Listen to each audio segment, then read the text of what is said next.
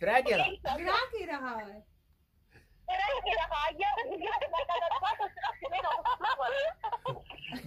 guyyaa dhugaadhaan isin qabamte san hin dhufina. Guyyaa dhugaasiin qabamte. Oo isin haftanii eenyu dhufoo?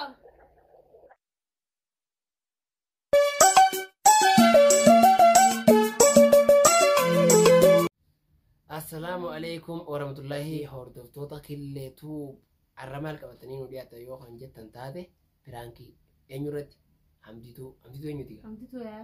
hamdituu yaa piraankii dalaguu deemnaa maal jenne haliimaan garaa qabdi beeta qoba qabanii deemtee Musteefaadha jirti cimimu jirti qo'attuu maamadii silkiin kaasu akkas jennaani waan isin jettu ni ilaalla. Ni dhuftu hin dhuftu. Walumaa gala. Hordoftoota keenya yaamu jira.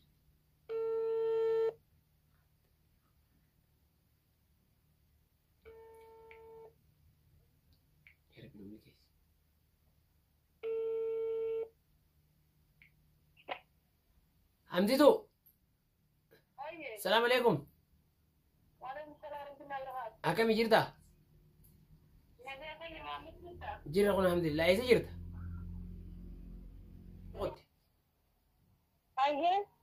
Bakka namni tokko bira hin jiru nama geesse amala jalaa sinumaa beekaatti as dhiyaadhaa jechuuf hin jeegaa uummanni lammii biraati kun jarri muuxannoo wanni namaan qabu bakka nama wanni hin jiru nama rifatu.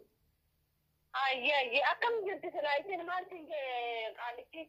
Numa hima boo inni cimimmoo afaan arabaatiin hin beeku gaani inni cimimmoo jechuun oolu itteneefanatti hima. Waa dalalleen keenya ayyaani dhufname ati jararan mokkoora ayyaani dhufnamti. Lama garaa qabdii hojaa maama silkiin kaasa waan ta'e hin beeku yoo nama mushawaraan dhagee jiifuudhe malee bakka dalagaa isaan hin beeka. Yaa rabbii kiyyee abbalama. Lakkun anjee sintee maak beena fatin anjee dhugumatoota samaaltiin beekame meete faa silkiin nam tokko hin jirtu anaaf isii qofaa anaa geesse machi. Amma bara daqiiqaa 30 dura geesseet maan dawwalachuu eegale. Ayyaani dhufnama mukkeen. Ayyee inturina isiniif hin deebisa yoo isin wayyaa fi ati amma ati samamman isinitti dawwala akkan turre. Ayyee. Yoon isin dura wayyooyitee cimimuu ta'uu baattee baatiin isin geenye jettee dhiyoon tana dubbatti. Yoo cimimuu ta'uu baattee dawwaleetiin isinitti hima manumatti itti dhuftanii gaa mala gootan namni tokko mana hin jiru giseen amma fuudhee kutuun. Ayyee. Isiniif hin deebisa silkii namaatiin hin dawwale ani fiifuu keessaan qabu.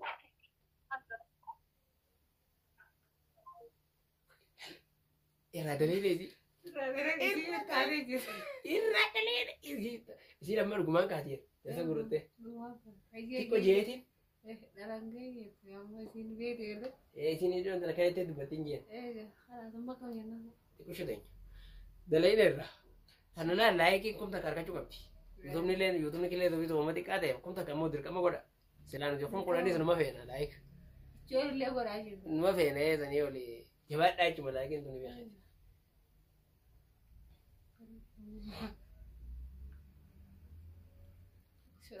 Wanni jaan amma xiqqishoo wayyooyte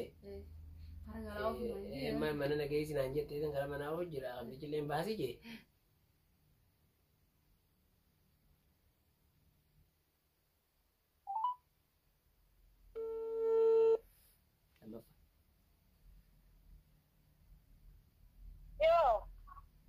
In kaane mana.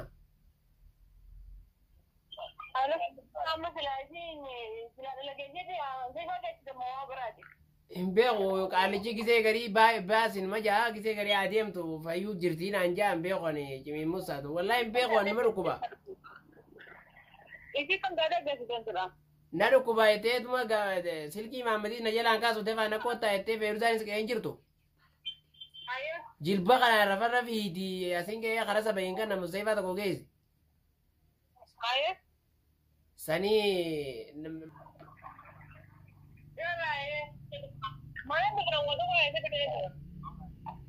bakka hoggaa isin hogga manaa gabbaatan naaf dawwaltan bakka agasii yoo wayyoote kasasaa makiinarra baase lafa hun keessan rakkoodha. Saniif naa dawwaltan manaa gobbaatan. Amma lammaffaa irratti akkuma itti himna. Sadaffaa sana amma dawwallee akkuma itti himna. Saniifoo ni dubbattaati san mataraa sana yaa usteen adda geechuun qabdu teessanii mi viidiyoon natti rustoo natti aaran firaankiidhaan ji'a. Firaankiidhaati viidiyoo waraabni jirraa dhiifama jetta. Yoo beekuu feete jechuudha isin yoo sodaatte nama dhiifnaa sodaachuu waan naannoo. Aloo mee ogutaa akka hojii dubbadhu. Mee hamtituun. Ogutaa akka hojii dubbadhu. Hello? Firaanki. Firaanki Isin egaa daleeyne. Iga. Isin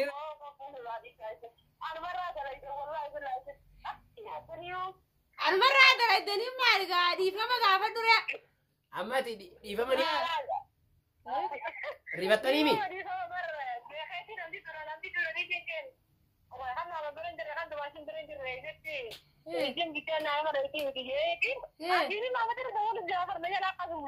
Hin kaasu gartee mi bar wanni nuti jenne dhuguma hin kaasu gartee mi.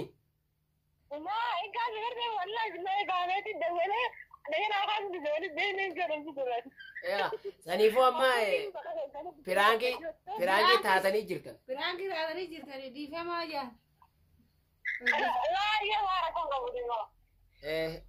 Yoo isin barbaachise suuraa takka immoo irratti argaadha achi waliin maxxansinee gadhiifna yoo isin hin barbaachifne immoo ni dhista. Ayyee saniifuu hordoftootaan dhiifama goonee fi haa gallakkifatanii jaani. Akkas gaa'imma dhiifama jaan kalaan. Saniifuu firaankiin keenya milkaa'e Abu Abdallah irraa milkaa'uu dadhabne Muhammad irraa dadhabne. Kalaas lamaan turuu asii asii. Saniifuu assalaamu alaikum warahmatullaahi wabarakaatu.